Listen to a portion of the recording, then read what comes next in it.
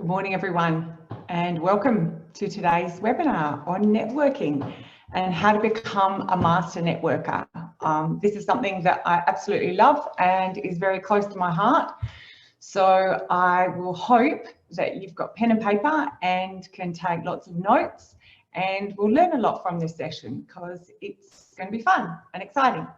So I will share my screen and you will hopefully see my screen. Now, I'm going to ask you some questions and I'm going to ask you to join in. So we will converse over the chat.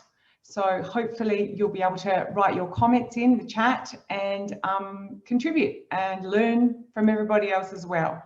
So I will get started, and hopefully if you can't see my screen, you can let me know.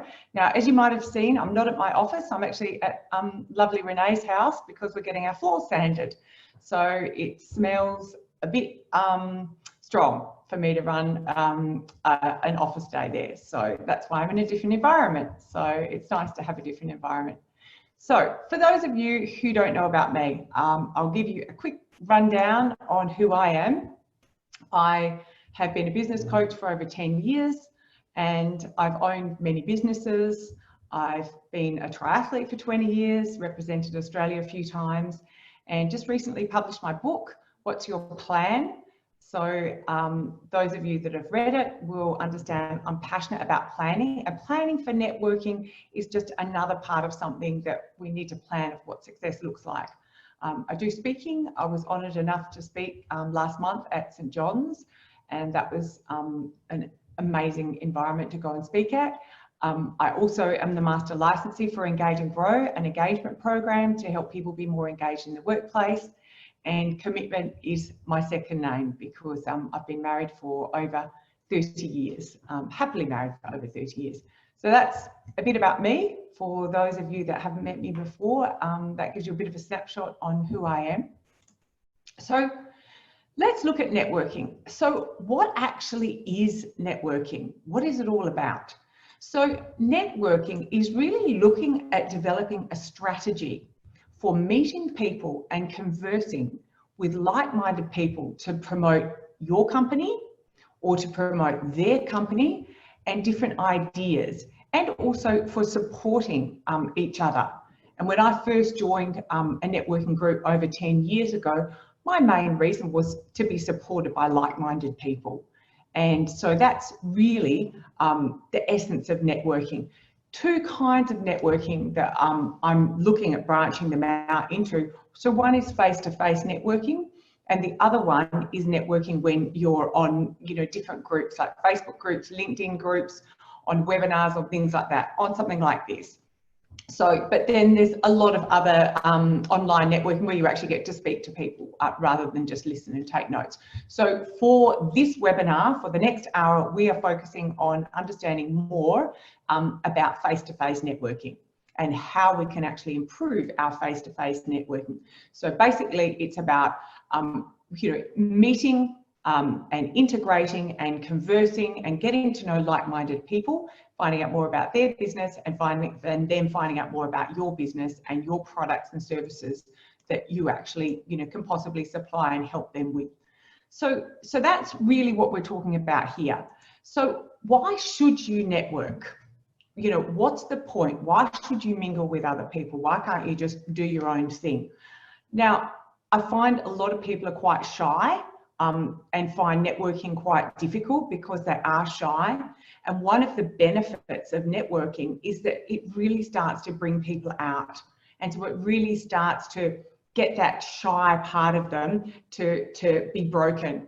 And I've seen many people join networking groups, and often we have to have a situation where we stand up and talk. And they, first of all started off really, really nervous.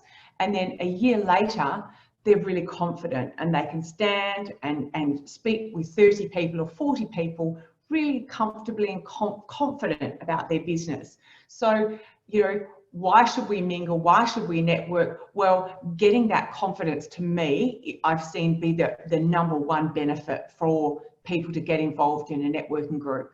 The other one as well is it makes growing your network a lot easier, because you're naturally and organically growing your network of connections and people. It's also beneficial to have that support network. When I first started out by myself, I didn't have a lawyer I could trust. I didn't have an accountant I could trust. I didn't have a bookkeeper. But once I got to know this group of people over the time, I started to trust them, and it was great because I had my network of people that I could trust to support me. Improving communication, that's a huge benefit of networking. It really helps you to communicate in a business format, and it helps to develop those communication skills with people that you might not have had an opportunity to speak to before, and it gives you a nice relaxed environment to practice different forms of communication. Great opportunity to meet new people. It's also by attending networking events, it actually increases your opportunity to have more meetings with people because you're contacting more people, and so you're getting those opportunities more and more again. So when we're looking at networking, what does it actually achieve? You know, what are we actually looking at achieving in networking? So there are many benefits to networking. So one of them here I've got here is building relationships. We've also got opening doors, support, new ideas, also increasing visibility, and there's probably a few other ideas as well. I'm not sure how many other ideas you've got. But if there's other ideas, I'd really love people to start to share their ideas. I'm going to see if I can open the chat here. So the ideas that I've got here, as I said, building relationships, opening doors, support network, new ideas, visibility. So I'm just going to open the chat here. Here we go. Open the chat. What other ideas do people have? What are the other benefits that people are getting from networking at the moment? So I'm wanting people to just type, if people are networking at the moment, what's the number one thing that they're getting out of that networking? So I want people to participate, because the more you can participate, the more you'll actually benefit from this. So I want everyone to think of one thing that they're actually getting out of networking at the moment. What's the one benefit that they're getting out of networking? We've got someone to put helping others. Absolutely brilliant. Helping others, and that's something that I'm going to go into in a bit more detail. What other ideas have people got? Meet people who you wouldn't normally come across. Brilliant. Yes, you get to have the opportunity to meet different industries that you've probably never even heard of. What other ideas have people got? For me, I suppose the biggest is the support and building new skills. That's one that we've not mentioned here. Building new skills is another one. Any other ideas that people have got that they get out of networking? The benefits of networking. Another one that I noticed, contacts, connections, yep. Another one that I noted there was expand your knowledge. I was just about to say that, expand your knowledge. That's a big one, because there's so many businesses that we learn about in networking that we might never have heard of before. So expanding your knowledge is a big one. So what are some of the networking groups that people are actually getting involved with? So where do we actually network? So, you know, where would it be? Now, I've got a few here that I've noted, and I'd like other people to, you know, share where they're networking. So number one for me is BNI. I've been a member for over 10 years and I've found it invaluable. That's Business Network International. So that's one place to network. Other people network at Meetup. They'll find meetup groups and find, because they're free or because they might be industry specific, they're good. If you can just type in the chat, where else? WA Leaders, yes. WA Leaders is wonderful. I go there once a month and they're a great bunch of people. So other ones here, Eventbrite. A lot of clients, when they're starting in business, they don't have the finances to invest in a paid networking group. I'll encourage them to go on Eventbrite and search for free business networking events. Eventbrite's a great place, as well as the Meetup, to look for free networking events to meet like-minded people if they don't have the funds to invest in networking. So where else are people networking? Have we got any other areas people are networking? There's a couple more I can think of. If you can just type them in and share them with the others, that would be great, because it might help people. So CCI, the Chamber of Commerce. So you might have a local Chamber of Commerce that has free events as well, or your council, City of Stirling, Coburn. There's lots of different councils that have networking events. Often they're actually ones that they don't charge for. So the other thing that I've found with networking is to think outside the box. You know, what are some other networking potential groups that you haven't thought of that really might resonate with you? So sporting groups. A lot of people find that sporting groups are a great way to network. Now you might say, oh, I'm not going to mention my business to these people. Stephanie said she can't see other people's comments. Hopefully Renee can hear, and I'll get Renee to let other people see the comments. Hopefully she can do that. But if you put your comment to all people, hopefully we should be able to see them. Great comment, Steph, thank you. So some people are embarrassed to talk about their business with their sporting clubs, but you know, there's nothing wrong with that, as long as you're not shoving it down their throat. Another one's book clubs. I've seen people who've really, you know, found book clubs are a great opportunity. You could even set up your own book club, and it could be, you know, about, you know, small business people. Hosting events yourself. Hosting your events yourself with like-minded individuals. That's also a great, you know, other opportunity to network as well, because then you can invite like-minded people.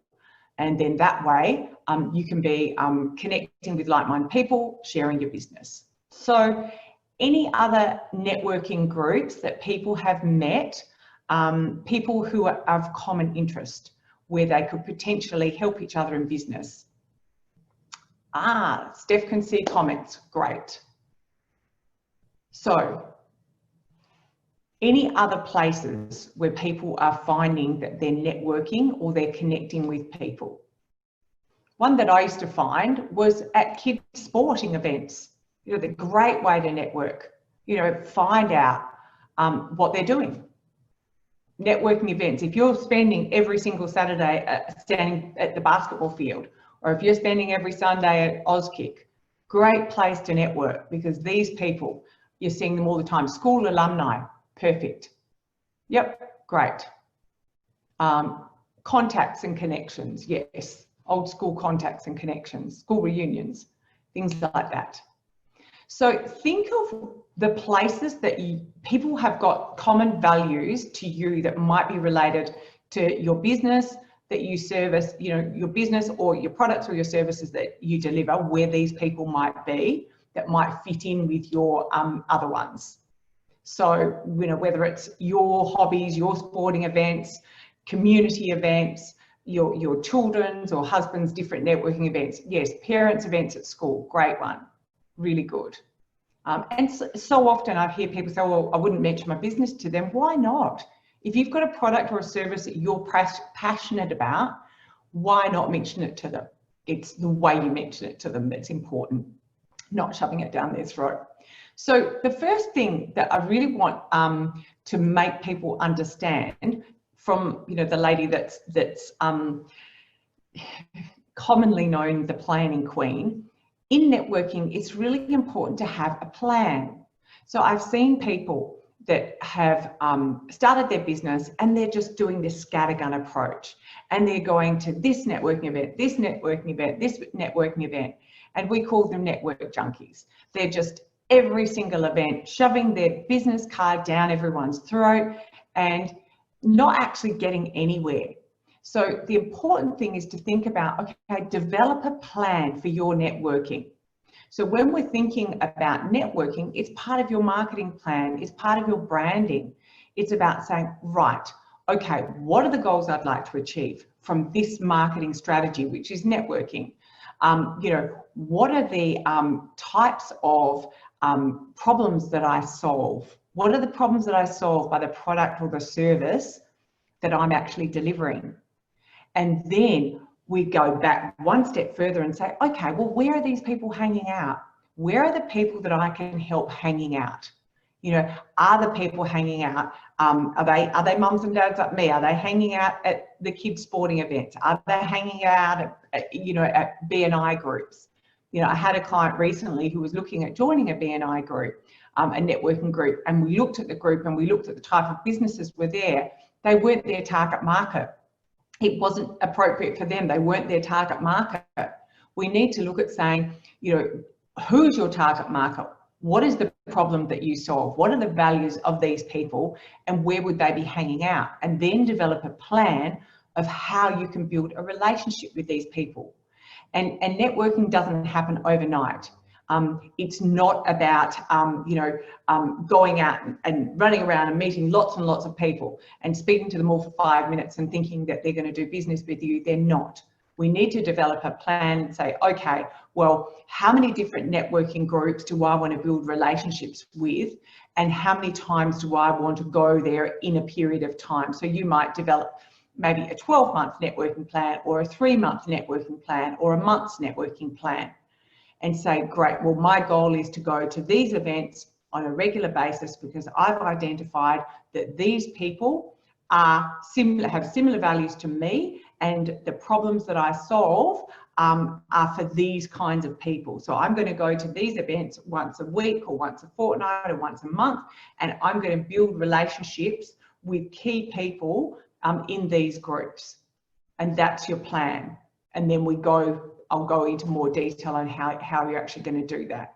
But it's about making a commitment to decide who are the best groups, when you're going to go there, and how often you're going to go there, and stick to that plan, and then test and measure from that plan how well you do, because then you can replicate it. If you have more time or want to increase your sales, then you can say, right, I'm going to look for another group that's similar to this group, and I'm going to put that into my networking plan. So, I worked out with a client of mine a couple of months ago, a 3-month networking plan, and she ticked off every single event that she went to, and her goal was to connect with 3 people from each of those events, and then to have meetings with them after that, and then build some relationships with that. And the goal was to get 2 contracts out of that, and she got those 2 contracts out of that, and she was like, wow, that's amazing, my plan worked. Well, yes, it did work, but she worked hard on setting that plan up and deciding where are the best places to go to meet these people. I think she was meeting, women in IT and people like that. So her target market was really specific on who she was actually wanting to communicate with. So develop a plan. So I really urge, if you take one thing away from this today, is to say, right, my networking is going to be strategic now, and I'm going to develop a plan for it. I'm going to put it in my diary, put it in my fridge, and I'm going to stick to it. So that's the first thing that I hope you've written down and taken, taken point that there is action to be done on that. The second thing is find your pitch. When you're networking, it's imperative to have a brief overview of your business or your product or your service for making introductions to prospective partnerships. It's basically this synopsis. It's often referred to as an elevator pitch. It alludes to a very succinct nature. It really is a very quick, short, sharp introduction of your business, so that, the reason why it's called an elevator pitch is if you bumped into an old school friend in the elevator, you could quickly say this, hopefully in less than a minute or around a minute, you could quickly give them the pitch of what you actually do that gives them a really clear understanding of what you do. So do you have a elevator pitch for your business? And have you fine-tuned it? An elevator pitch needs to be concise. And so it's critical that you prepare the pitch ahead of time and really, you know, keep that meandering chatter to a minimum, and ensure that it comes across with confidence and that it's clear. And your pitch should also include who you are, what you do, and a description of the types of clients. And often I would urge you to say, include the problems that you solve.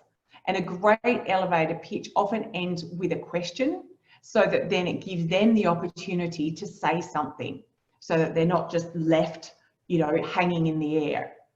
So, you know, when we think about what you say when you first meet someone, do you have a really confident explanation that you can look at someone in the eye and explain what you do, the people you deal with, and how you're actually helping them, with some kind of an opening question, an open-ended question at the end, so that then, you know, your motivation is sort of hook them into being interested, so that they can actually come back and give you some answers to the questions you've said. So I think it's important to practice it. You know, I've done workshops on, you know, elevator pitches, and we've practiced them. And the best advice I can give to people is practice it in front of the mirror, and practice it enough times so that it feels really natural and it really resonates with you.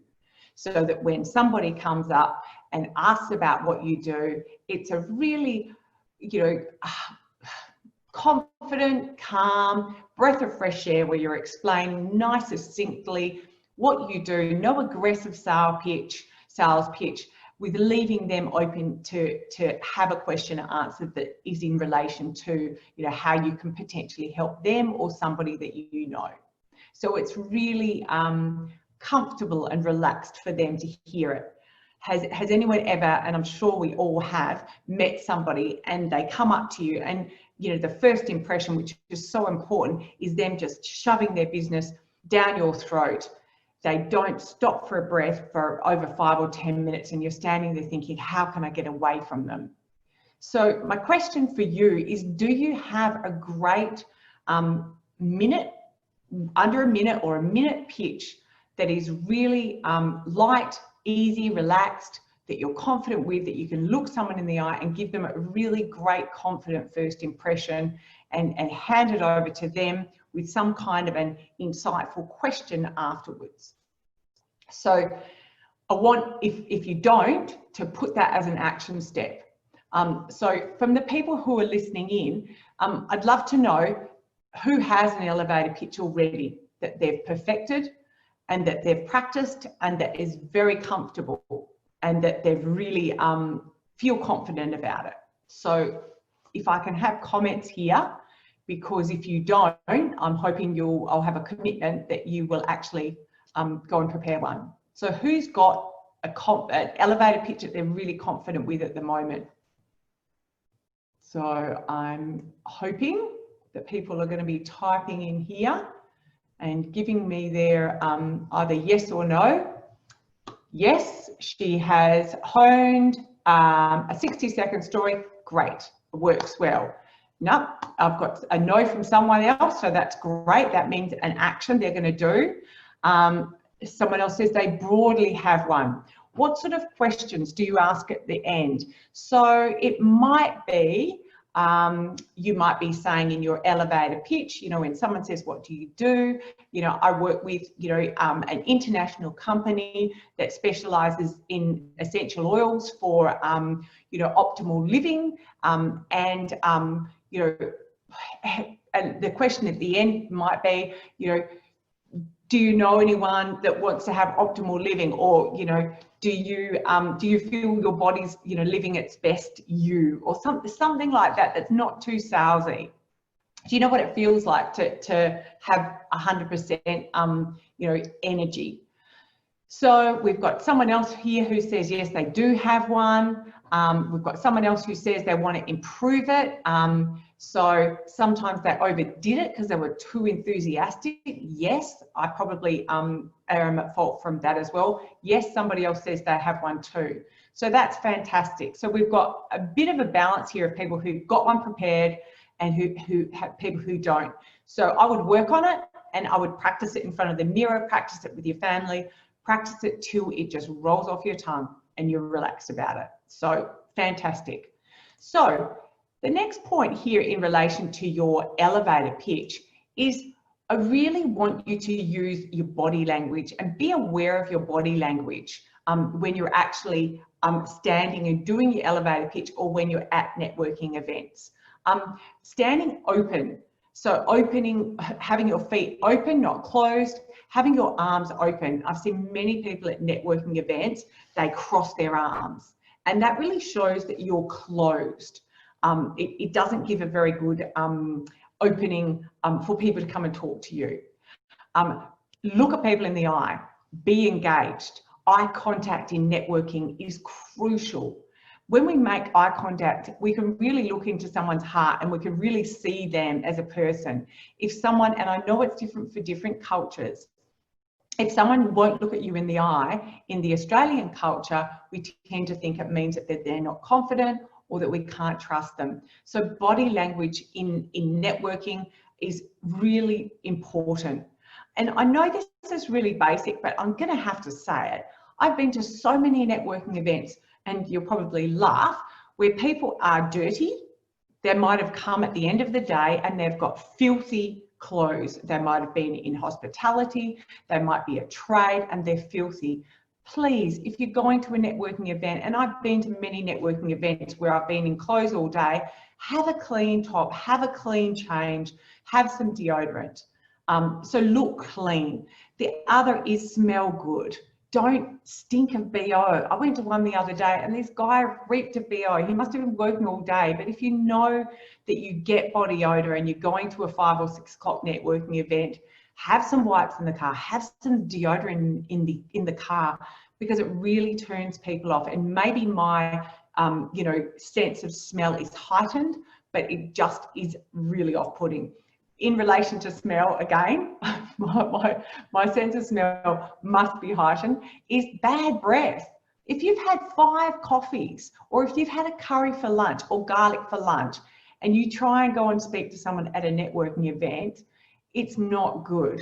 Brush your teeth. I'll always have a toothbrush in my bag. Brush your teeth before you go. Same if you're a smoker. Brush your teeth before you go. It's just not going to be good. No matter what you say, their mind is going to be thinking of the person you're talking to, oh God, this person stinks. How can I get away from them? They're making me feel sick. So I know it's basic, but it's common sense, but common sense is not very common. So I just really want you to think, if you've been at work all day, you won't smell it yourself, because we don't smell our own smells once we've been in it all day.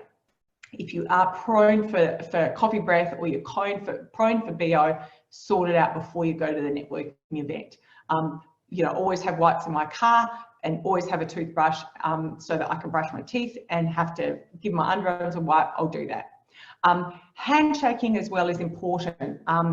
At the moment with COVID, a lot of people are not handshaking, but if you get permission to handshake, peppermint. Someone said peppermint's good. Yes, I always have peppermint. I have peppermint oil. I have a little bottle of my doTERRA peppermint oil in my bag always, and swig of water and a little drop of doTERRA oil on the bottom of on my tongue, and that's just like having it's a natural breath freshener. Handshaking, back to that. Get permission to handshake. Because of COVID, some people are not handshaking, but if they do handshake, have a firm grip. Don't make it like a wet fish, and don't make it like you're the Incredible Hulk and are trying to break their hand. Being a female, I've had many people of the male kind generally that try and squeeze my hand to show that they're stronger than me. You just want to be firm and confident, that's all. But get permission first at the moment. Next thing that's so important, networking is 2 ways. Now, we were born with 2 ears and we were born with 1 mouth for a reason. And my advice is listen twice as much as you speak. Now, when you're networking, obviously you want to share with people what you do, and you want to establish a long-term relationship. So this means that we need to have a 2-way conversation. And so that means that we have to be really interested in what they say, and we have to be, making sure that we keep in mind that the conversation is 2 ways. It's not just you blurting out something. So this means that when you meet new people, ask lots of questions. Be interested in them. Ask lots of questions that might be related to them, that also might be related to you. So something that you can get. We're looking for a common denominator here. Always get a common denominator if you can. And in Perth, it's such a small place. We can often find people in common and different things that we can find in common to talk about. But it's so important to share it, never dominate it. And if they do happen to dominate it, well, that's okay. If they don't share a common value and it's someone who you don't feel you want to build a relationship, you don't need to talk to them again. But just make sure that you're sharing the conversation with them, that it is two ways. Listening before you're speaking is so important. You've probably heard of the law of reciprocity. Now, to me, yes, I mentioned that I think it's imperative to have a plan. Yes. Another thing, once you're working your plan, is the law of reciprocity. You know, live the giver's gain lifestyle. Zig Ziglar said, if we can help enough people get what they want, you'll get what you want. My number one goal when I go to a networking event is to look at how I can help people. So that's how, when we're having a two-way conversation and asking questions, open-ended questions, we're listening for how we can help them. We're listening about what we can do to make a difference to their life. What common interest do we have that I might know about, or I might have more tools about, that I can actually help them? So my goal when I go to a networking event is to listen to where I can help them, because if I can help them with something in their life, even if it's just a contact, or even if it's just sending them a document, or even if it's sending them to a website or something like that, then what they're going to do is they're going to have that trust one step closer to being built with me. So when you're talking to them, asking open-ended questions, listening to actually what they're saying. So often people, when you're at a networking event, they're not listening properly. You can see that whatever you're saying is just going straight over their head. So making sure that you're building the relationship by listening, and you're building the relationship by building trust. And as I said, my goal is to look at how I can help them. Now, another little tip for networking that some of you may have heard before is I don't go with business cards. I don't give business cards out. Reason being is because I'm going to help people and I'm going to build relationships, I want to be in control. I want to be the one that they trust. So what I'll say to them is, sorry, you know, I've ran out of cards. Have you got one of your cards, or can I have your details? And I'll send you the link to the book that we've discussed, or I'll send you the link to the website, or I'll connect you with my trusted lawyer, or whatever. I mean, when we're talking to people, if we start to ask open-ended questions, most people are generally having some kind of challenge in their life, whether it's they're growing their business, starting a business, kids are moving house, they've got people getting married, they've got divorces, all kinds of things.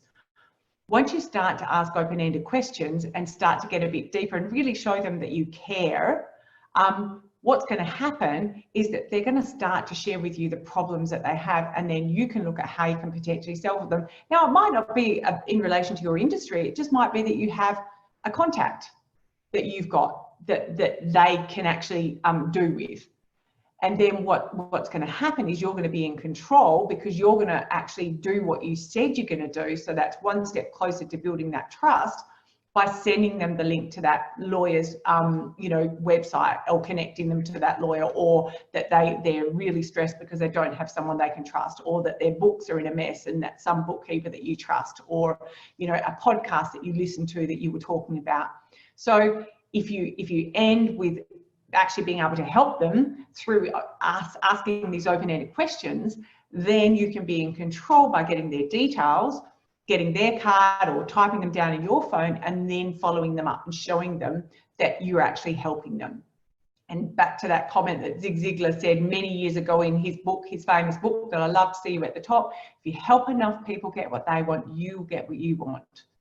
And you know, the feeling you get from helping other people is so overwhelmingly, I don't know, it fills you with endorphins, happy endorphins, and people want to deal with happy people.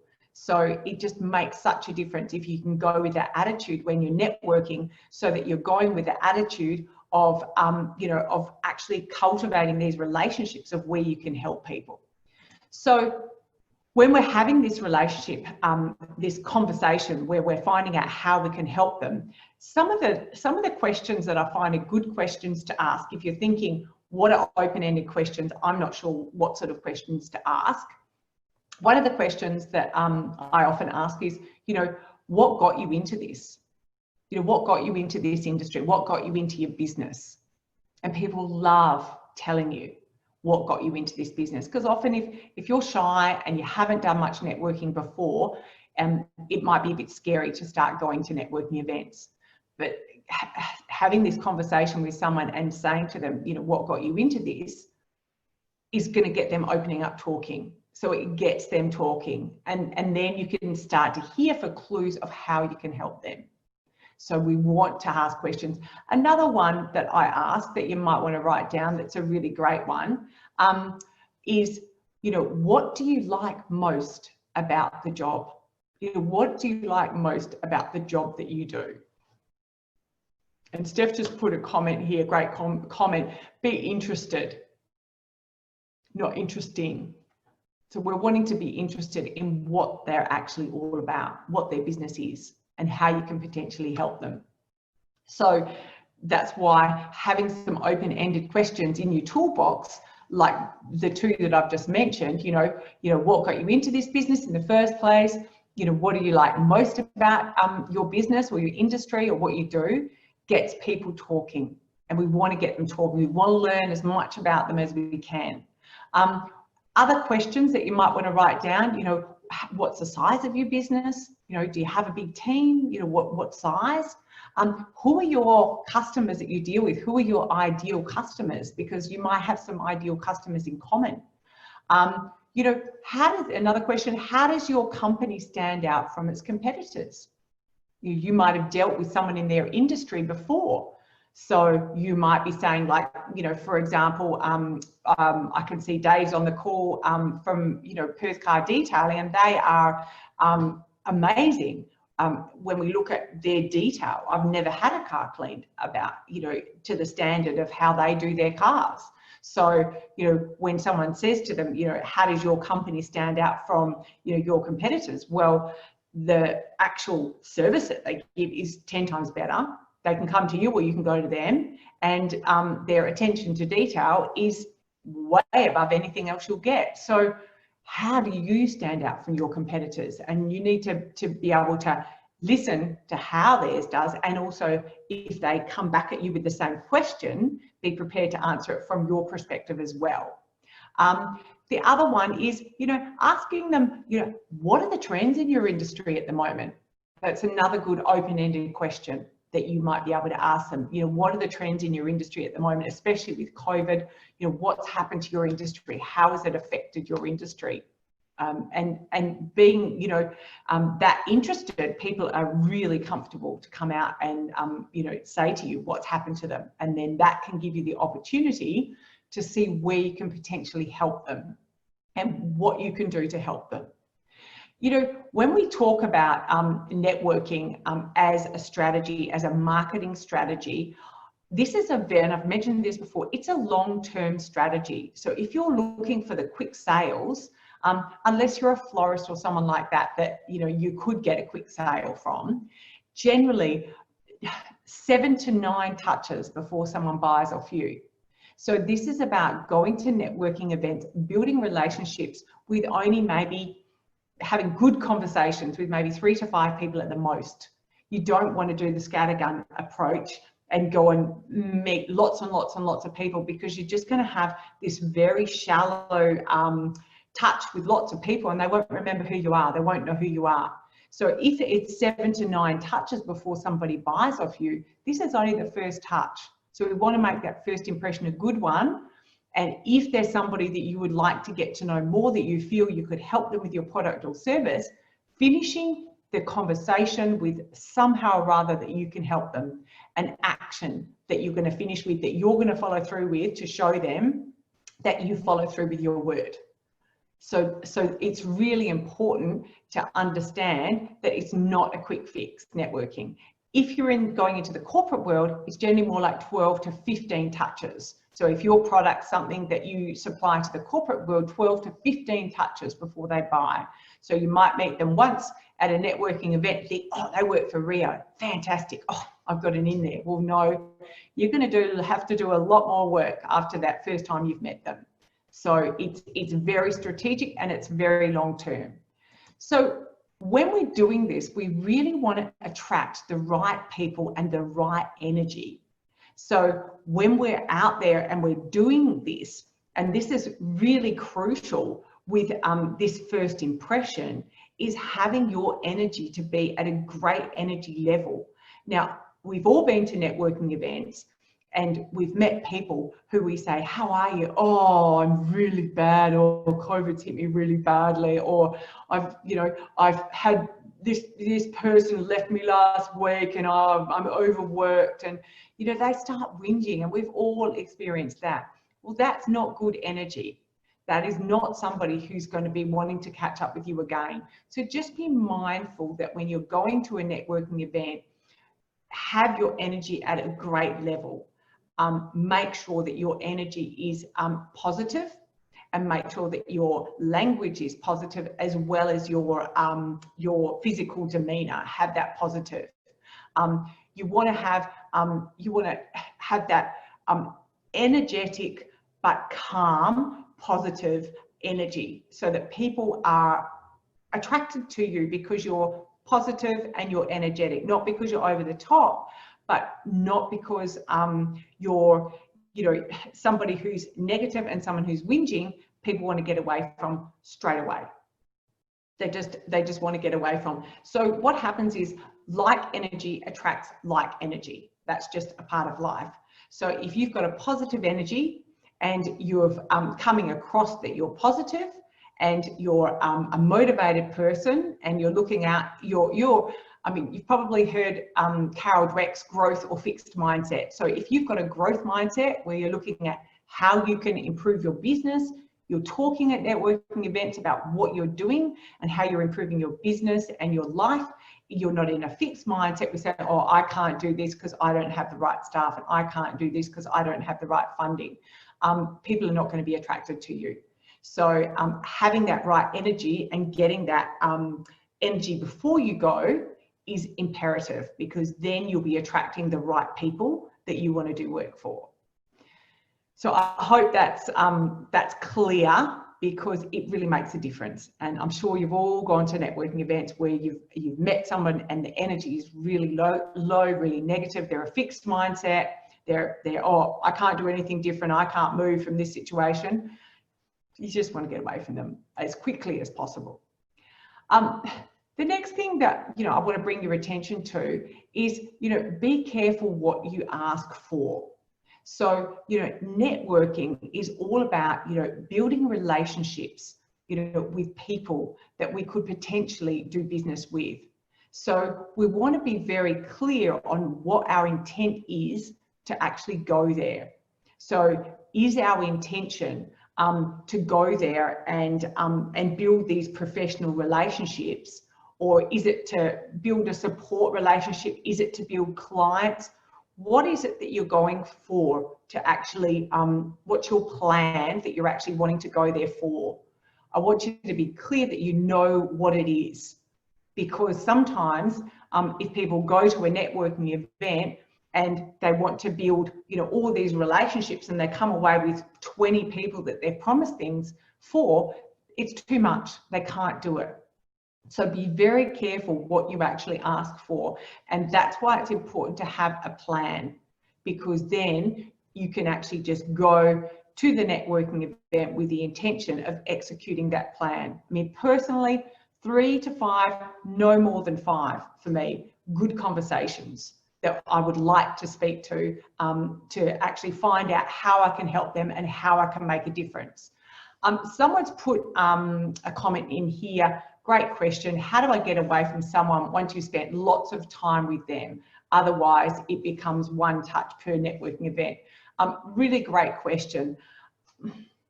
I suppose being polite and being honest with someone is the best way. And, you know, I've had that exact situation. So, you know, it could be that you've, you know, had 10 minutes with them and they're going, you know, they're going on. And then you say, look, you know, I would really love to continue this conversation. I think, you know, we've got a lot of value out of this conversation and I'd really like to actually continue this conversation more. So what I'm going to do is ask if I can take your details and email you, and I'd love to connect on Zoom, or I'd love to connect for a coffee.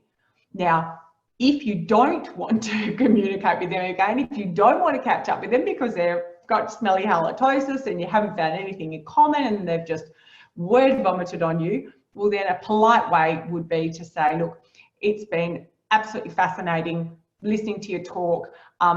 You know, we've only got an hour here and there's a lady over there that I really want to speak to, that I really have to catch up to. So please, you know, excuse me.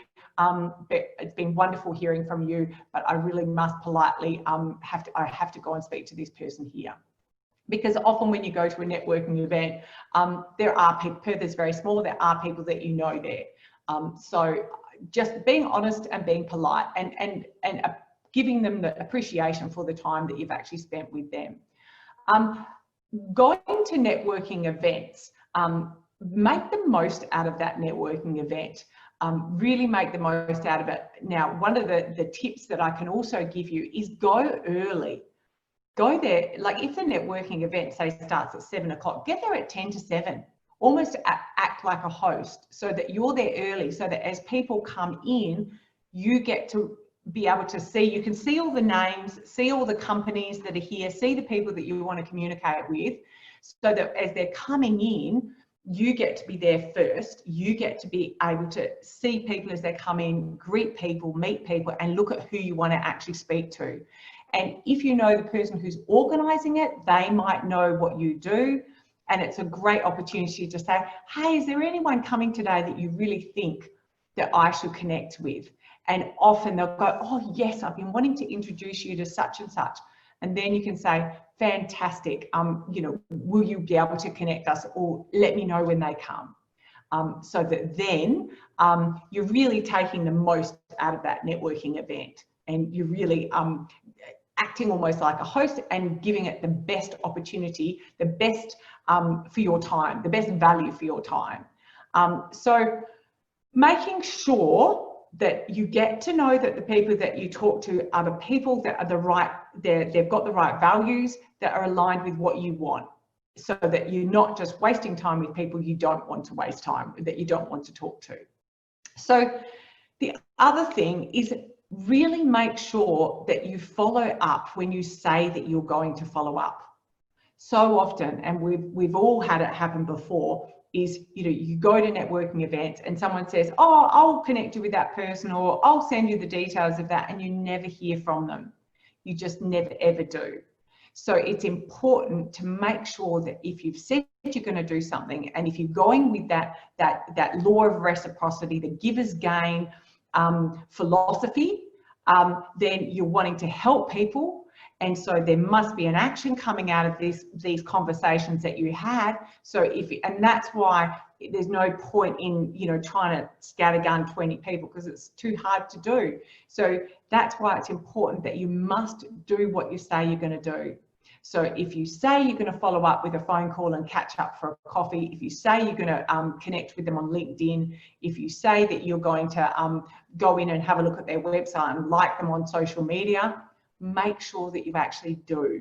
Because if you don't, then that's the first break of their trust for you. So you're actually in negative with the emotional bank account. So it's so imperative to follow through. So many people don't do what they say they're going to do.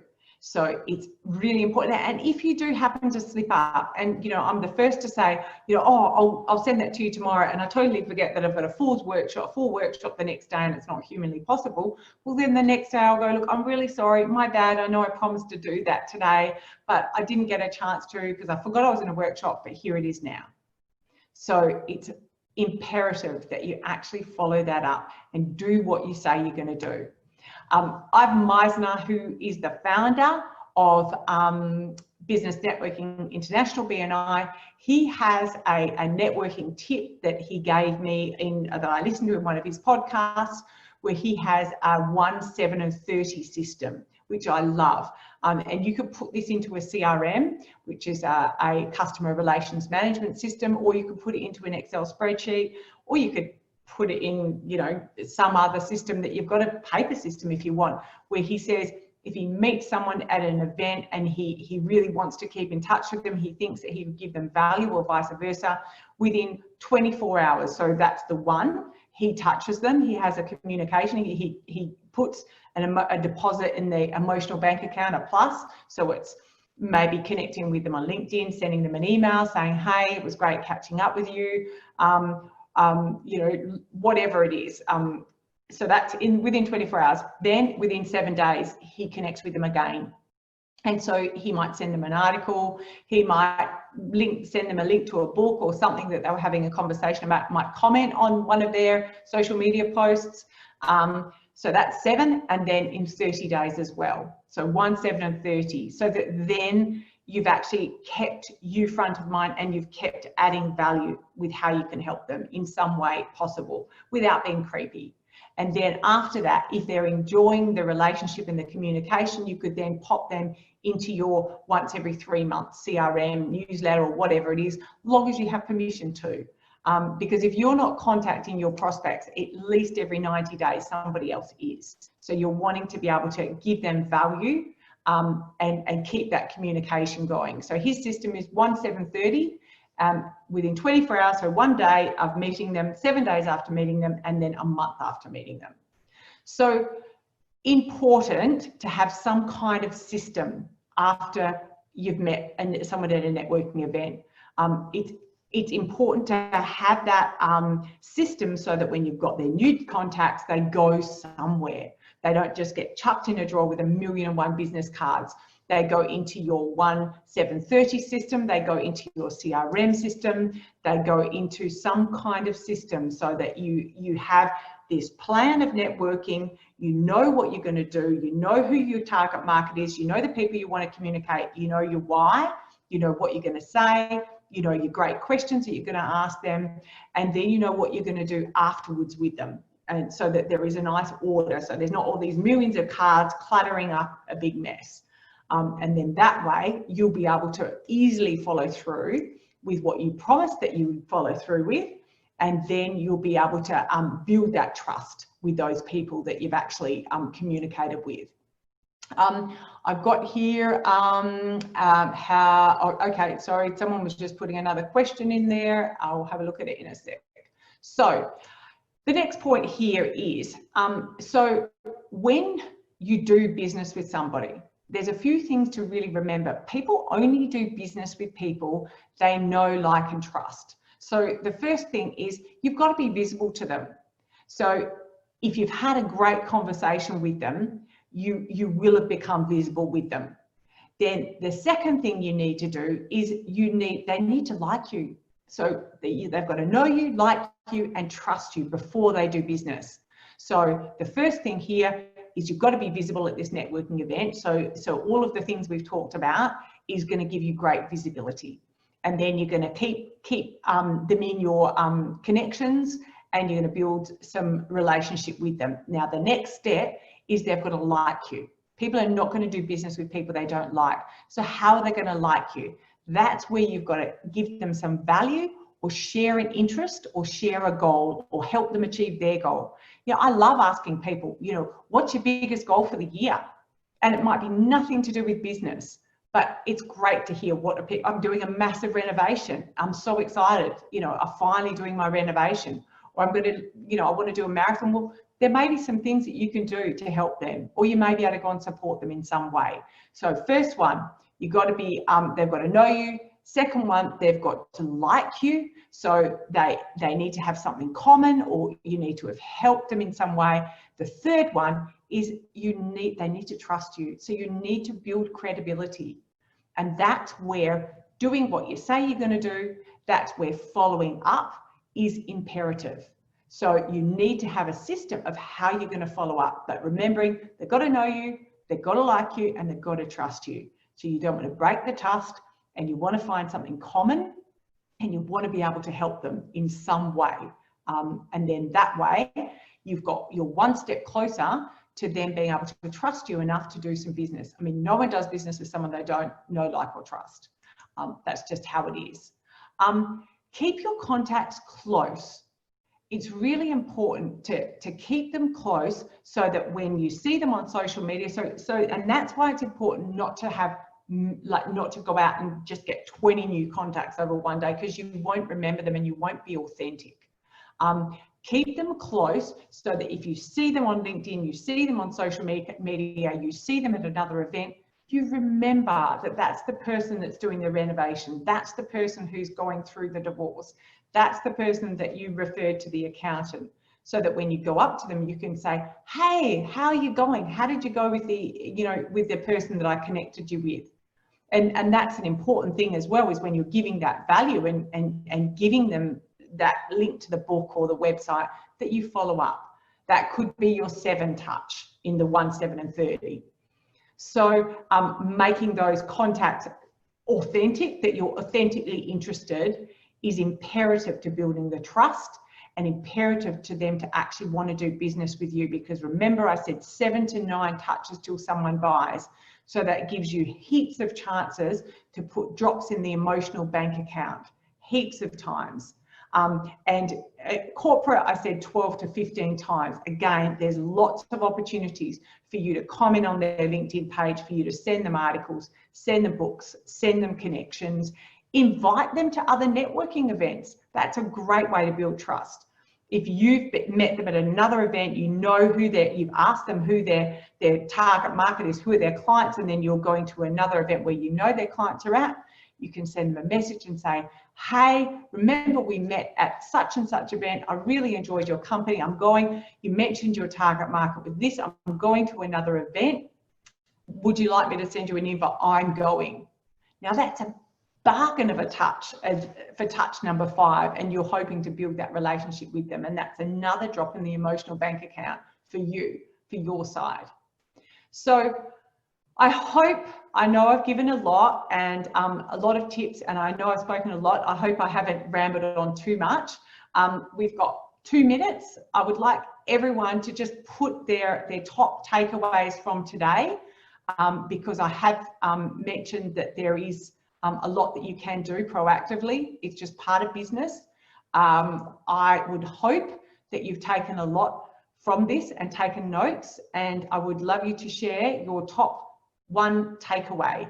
I've got someone said they need to network. Fantastic. You don't have to if you don't want to. It's a part of business. It's a fun strategy to market your business. Other takeaways: strategic follow-up, very important. Yep, develop a system. Yes, you need to have a system.